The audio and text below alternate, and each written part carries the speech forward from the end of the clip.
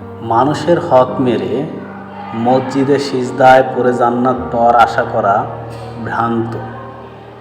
ইসলাম শুধু নামাজ, রোজা, হজ বা জিকিরে সীমাবদ্ধ নয়, এটি একটি পূর্ণাঙ্গ জীবন ব্যবস্থা যেখানে মানুষের হক আদায় করাও ফরজ।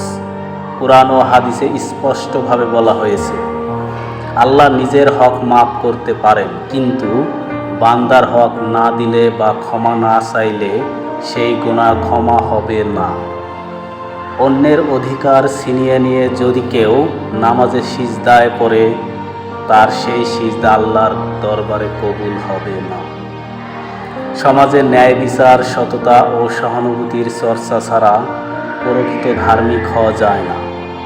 তাই শুধু বাহ্যিক ইবাদত নয়, মানুষকে প্রাপ্য আদায় করাও জান্নাতে যাওয়ার শর্ত, অন্যথায় পরিণাম ধ্বংস ডেকে আনতে পারে।